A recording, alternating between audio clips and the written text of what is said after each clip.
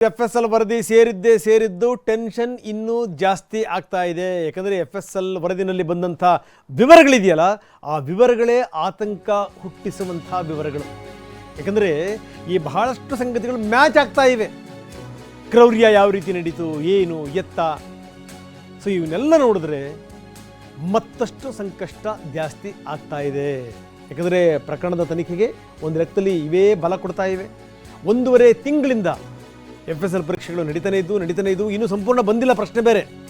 ಆದರೆ ಬಂದಿರುವಂಥ ವಿವರಗಳಿದಾವಲ್ಲ, ಅವು ನಿಜಕ್ಕೂ ಗಾಬರಿ ಹುಟ್ಟಿಸ್ತವೆ. ಯಾಕಂದರೆ 200ಕ್ಕೂ ಹೆಚ್ಚು ಸಾಕ್ಷ್ಯ ಸಂಗ್ರಹ ಆಗಿದೆ. 200ಕ್ಕೂ ಹೆಚ್ಚು. ಅದರಲ್ಲಿ 60 ಕಳಿಸಿಕೊಡಲಾಗಿತ್ತು ಟೆಕ್ನಿಕಲ್ ಎವಿಡೆನ್ಸ್ಗಳು. ಅದರಲ್ಲಿ 70% FSL ರಿಪೋರ್ಟ್ ಈಗಾಗಲೇ ಪೊಲೀಸರ ಕೈ ಸೇರಿದೆ. ಇನ್ನು 30% ಬರುವಂಥದ್ದು ಬಾಕಿ ಇದೆ. ಪಟ್ಟಣಗೆರೆ ಶೆಡ್ನಲ್ಲಿ ಸಿಕ್ಕಂಥ ಫಿಂಗರ್ ಪ್ರಿಂಟ್ಗಳ ವರದಿ ನಾವು 1 by 1 ತೋರಿಸ್ತಾ ಹೋಗ್ತೀವಿ ನಿಮಗೆ, ಯಾವ್ಯಾವ ರೀತಿ ಟೆಕ್ನಿಕಲ್ ಸಾಕ್ಷಿ ಸಿಕ್ಕಿವೆ ಅನ್ನುವಂಥದ್ದು. ಪಟ್ಟಣಗೆರೆ ಶೆಡ್ನಲ್ಲಿ ಸಿಕ್ಕಂಥ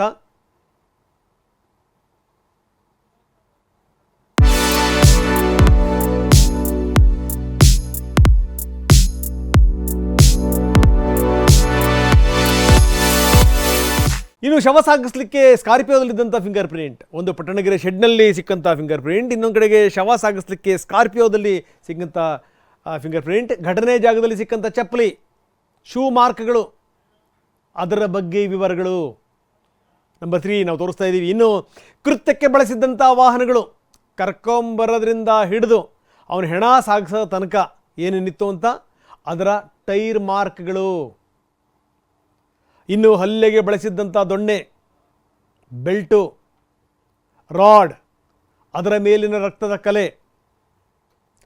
ಇನ್ನು ಬಟ್ಟೆಗಳು, ಯಾರ್ಯಾರು ಆರೋಪಿಗಳಿದ್ದಾರೆ ಇನ್ಕ್ಲೂಡಿಂಗ್ ದರ್ಶನ್, ಅವರೆಲ್ಲರ ಬಟ್ಟೆಗಳನ್ನು ವಶಕ್ಕೆ ತೆಗೆದುಕೊಳ್ಳಲಾಗಿತ್ತು. ಬೂಟ್ಗಳನ್ನು ಕೂಡ ವಶಕ್ಕೆ ತೆಗೆದುಕೊಳ್ಳಲಾಗಿತ್ತು. ಸೊ ಎಲ್ಲ ವಿವರಗಳು ಕೂಡ ಈಗ ಲಭ್ಯವಾಗಿವೆ. ಟೆಕ್ನಿಕಲ್ ಎವಿಡೆನ್ಸ್ಗಳು 70% ಈಗಾಗಲೇ ಎವಿಡೆನ್ಸ್ಗಳು ಪೊಲೀಸರ ಕೈ ಸೇರಿದೆ. ಇನ್ನು 30% ಮಾತ್ರ ಬಾಕಿ ಇದೆ. ಫಿಂಗರ್ ಪ್ರಿಂಟ್ಗಳು ಮ್ಯಾಚ್ ಆಗ್ತಾ ಇವೆ. ಇದು ಸಂಕಷ್ಟ. ಫಿಂಗರ್ ಪ್ರಿಂಟ್ ಬಹುತೇಕ ಮ್ಯಾಚ್ ಆಗಿವೆ. ಇನ್ನು ಆರೋಪಿಗಳ ಹೇಳಿಕೆ ಮತ್ತು FSL ವರದಿ ಹೋಲಿಕೆ, ಇದರಲ್ಲೂ ಕೂಡ ಸಾಮ್ಯತೆ ಇದೆ. ಆರಂಭದಲ್ಲಿ ಅದನ್ನು ಮುಚ್ಚಿಡುವಂಥ ಪ್ರಯತ್ನ ಮಾಡಿದ್ರು, ಅದನ್ನು ಕೂಡ ನೆಟ್ಟಗೆ ಮಾಡಲಿಲ್ಲ ಬಿಡಿ, ಪ್ರಶ್ನೆ ಬೇರೆ. ಇನ್ನು ಆರೋಪಿಗಳ ಬಟ್ಟೆಗಳಲ್ಲಿರುವಂಥ ರಕ್ತದ ಕಲೆಗಳ ಹೋಲಿಕೆ, ನಾನು ನಿನ್ನೆ ಕೂಡ ಹೇಳ್ತಾ ಇದ್ದೆ, ಹಿಮೋಗ್ಲೋಬಿನ್ ನೀವೇನು ತೊಳೆದ್ರೂ ಕೂಡ ಅದರ ಅಂಶ ಇನ್ನೂ ಕೂಡ ಬಟ್ಟೆಲಿ ಉಳಿದಿರುತ್ತೆ. ಅದಕ್ಕೊಂದು ವಿಶೇಷವಾದ ರೀತಿಯಲ್ಲಿ ಏನಾದರೂ ನೀವು ಕೆಮಿಕಲ್ಗಳನ್ನು ಹಾಕಿ ನೋಡಿದ್ರೆ ಅದರ ಬಣ್ಣವೇ ಬದಲಾಗಿ ಹೋಗುತ್ತೆ.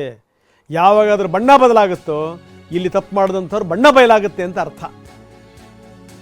30% ಸಾಕ್ಷಿಗಳು ಇನ್ನೂ ಕೂಡ ಪೊಲೀಸರಿಗೆ ಬರಬೇಕು. ಟೆಕ್ನಿಕಲ್ ಎವಿಡೆನ್ಸ್ಗಳೇ ಅವು ಕೂಡ. ಪಟ್ಟಣಗೆರೆ ಶೆಡ್ CCTV ದೃಶ್ಯಗಳು, ಸ್ಟೋನಿ ಬ್ರೂಕ್, ದರ್ಶನ್ ಮನೆ, ಪವಿತ್ರ ಗೌಡ ಮನೆ, ಅದರ CCTV ದೃಶ್ಯಾವಳಿಗಳು. ಇನ್ನು ಮೊಬೈಲ್ ಡಾಟಾ ಏನು ರಿಟ್ರೈವ್ ಆಗಿದೆ ಅದರ ವಿವರಗಳು, ಆರೋಪಿಗಳ ಧ್ವನಿ, ಕಾಲ್ ಹಿಸ್ಟ್ರಿ, ಚಾಟ್ ಹಿಸ್ಟ್ರಿ. ಇದು 30% ಎವಿಡೆನ್ಸ್ಗಳು ಇನ್ನೂ ಕೂಡ ಬರಬೇಕಾಗಿದೆ. ಆ 30% ಸಿಗುವಂಥದ್ದೇನು ಬಹಳ ದೊಡ್ಡ ಸಂಗತಿ ಅಲ್ಲ. ಇಲ್ಲಿ ತನಕ ಆಗಿರುವಂಥದ್ದು ಇದೆಯಲ್ಲ ಅದು. ಇನ್ನು 30% ಸಿಕ್ಕೇ ಸಿಗುತ್ತೆ. ಯಾಕಂದರೆ ಆ ಕಳೆದು ಹೋಗಿರುವಂಥ ಮೊಬೈಲ್ ಒಂದನ್ನು ಬಿಟ್ಟರೆ ಇನ್ನು ಉಳಿದಿದ್ದೆಲ್ಲ ಇವ್ರ ಮೊಬೈಲ್ಗಳ ಎಲ್ಲ ವಿವರಗಳು ಕೂಡ ಪತ್ತೆಯಾಗಿವೆ. ಸೊ ಹೀಗಾಗಿ ಸ್ಟೋನಿ ಬ್ರೂಕ್ನಲ್ಲಿ ಏನೇನಾಯಿತು, ಏನು ಎತ್ತ, ಅದರ CCTV ದೃಶ್ಯಾವಳಿಗಳು, ಪವಿತ್ರ ಗೌಡ ಮನೆಯ ದೃಶ್ಯಾವಳಿಗಳು, ಇನ್ನು ದರ್ಶನ್ ಮನೆಯ ದೃಶ್ಯಗಳು. ಇದಕ್ಕೆ ಸಂಬಂಧಪಟ್ಟಂಥ 30% ಬಾಕಿ ಉಳಿದಿದೆ. 30% ಬಂತು ಅಂತಂದರೆ ಸಂಪೂರ್ಣ ವರದಿ ಸಿಕ್ಕಂಗೆ. 4 FSL ವರದಿಗಳಿನ್ನು ಬಾಕಿ ಇವೆ. ಬನ್ನಿ, ನಮ್ಮ ಪ್ರತಿನಿಧಿ ಜಗದೀಶ್ ಈಗ ನಮ್ಮೊಂದಿಗೆ ನೇರ ಸಂಪರ್ಕದಲ್ಲಿದ್ದಾರೆ. ಜಗದೀಶ್, ಭಾಳ ಗಮನಿಸಬೇಕಾದಂಥ ಸಂಗತಿ, ಯಾಕೋ ಕುಣಿಕೆ ಬಹಳ ಬಲವಾಗ್ತಿದೆ ಅಂತ ಅನಿಸ್ತಾ ಇದೆ. ಅದರಲ್ಲೂ ಈ FSL ವರದಿ ಅದು ಬಂದ ಮೇಲೆ ಅದು ಎಷ್ಟರ ಮಟ್ಟಿಗೆ ಬಂದಿದೆ, 70% ಈಗಾಗಲೇ ಪೊಲೀಸರ ಕೈ ಸೇರಿದೆ. 70%ಗಳಲ್ಲಿ ಎಲ್ಲೋ ಒಂದು ಕಡೆ ಒಂದಕ್ಕೂ ಸಾಮ್ಯತೆ ಇದೆ ಅನ್ನುವಂಥದ್ದು ತುಂಬ ಸ್ಪಷ್ಟವಾಗಿ ಗೋಚರ ಆಗ್ತಾ ಇದೆ. ಇನ್ನು 30% ಬಿಡಿ, ಬಂದೇ ಬರುತ್ತೆ, ಅದು ಪ್ರಶ್ನೆ ಬೇರೆ.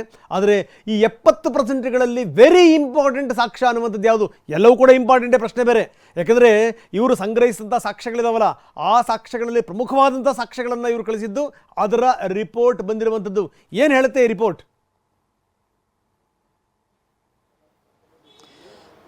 ಖಂಡಿತ ರಂಗನಾಥ್, ಈಗಾಗಲೇ ಈ ಪ್ರಕರಣಕ್ಕೆ ಸಂಬಂಧಿಸಿದಂತೆ ಸಂಗ್ರಹಿಸಿದಂತಹ 200ಕ್ಕೂ ಅಧಿಕ ಸಾಕ್ಷಿಗಳಲ್ಲಿ FSLಗೆ ಕಳಿಸಿದಂತಹ ಪ್ರಮುಖವಾದಂತಹ ಒಂದು 60 ವಸ್ತುಗಳೇನಿವೆ ಈ ಪ್ರಕರಣಕ್ಕೆ ಸಾಕಷ್ಟು ಒಂದು ಮಹತ್ವದ್ದಾಗಿತ್ತು. ಈ ಸಂಬಂಧವಾಗಿ ಕಲೆ ಹಾಕಿದಂತಹ ಒಂದು ಸಾಕ್ಷಿಗಳನ್ನ FSLಗೆ ಕಳಿಸಿದಂತಹ ಬಳಿಕವಾಗಿ FSLನ ವರದಿಯ ಆಧಾರದ ಮೇಲೆ ಸಾಕಷ್ಟು ತನಿಖೆಯನ್ನು ಮತ್ತಷ್ಟು ಚುರುಕುಗೊಳಿಸುವಂತಹ ನಿಟ್ಟಿನಲ್ಲಿ ಪೊಲೀಸರು ಮುಂದಾಗಿದ್ರು.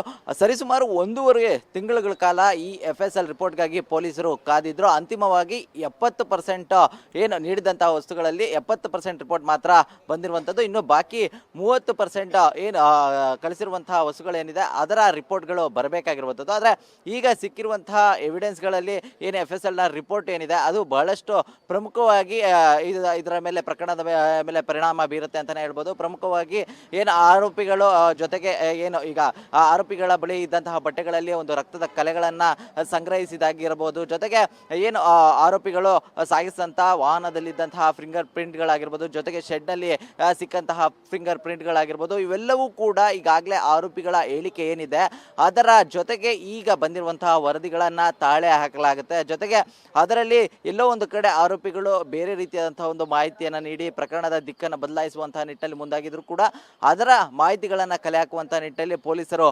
ಮುಂದಾಗ್ತಾರೆ ಅಂತಲೇ ಹೇಳ್ಬೋದು. ಮತ್ತೊಂದು ಕಡೆ ಈಗಾಗಲೇ ಇನ್ನು 30% ಏನು FSLನ ರಿಪೋರ್ಟ್ಗಾಗಿ ಕಾದ್ಕೊಳ್ತಿರುವಂಥದ್ದು, ಅದರಲ್ಲಿ ಕೂಡ ಸಾಕಷ್ಟು ಇಂಪಾರ್ಟೆಂಟ್ ಆಗಿರುವಂತಹ ಅಂಶಗಳು ಕೂಡ ಇದೆ. ಯಾಕಂದರೆ ಆರೋಪಿಗಳ ಮನೆಗಳ CCTV ಫುಟೇಜ್ಗಳು ಇನ್ನೂ ಬರಬೇಕಾಗಿದೆ. ಜೊತೆಗೆ ಏನು ಶೆಡ್ನಲ್ಲಿದ್ದಂತಹ ಒಂದಿಷ್ಟು CCTVಗಳನ್ನು ಕೂಡ FSLಗೆ ಕಳಿಸಲಾಗಿರುವಂಥದ್ದು, ಅದರ ರಿಪೋರ್ಟ್ಗಳು ಕೂಡ ಬರಬೇಕಾಗಿರುವಂಥದ್ದು, ಅದು ಕೂಡ ಪ್ರಮುಖ ಪಾತ್ರ ವಹಿಸುತ್ತೆ. ಇನ್ನು ಇದರ ಜೊತೆಗೆ ಆರೋಪಿಗಳ ಮೊಬೈಲ್ಗಳ ಡಾಟಾ ರಿಟ್ರೀವ್ನ ಪ್ರಕ್ರಿಯೆ ಏನಿದೆ ಇದು ಸಾಕಷ್ಟು ಮಹತ್ವದಾಗಿದೆ. ಆ ರಿಪೋರ್ಟ್ ಬಂದಂತಹ ಬಳಿಕವಾಗಿ ಈ ಪ್ರಕರಣದಲ್ಲಿ ಈ ಆರೋಪಿಗಳ ಚರ್ಚೆ ಜೊತೆಗೆ ಈ ಪ್ರಕರಣಕ್ಕೆ ಸಂಬಂಧಿಸಿದಂತಹ ಒಂದಿಷ್ಟು ದಾಖಲೆಗಳು ಕೂಡ ಸಿಗುವಂತಹ ಸಾಧ್ಯತೆಗಳಿವೆ.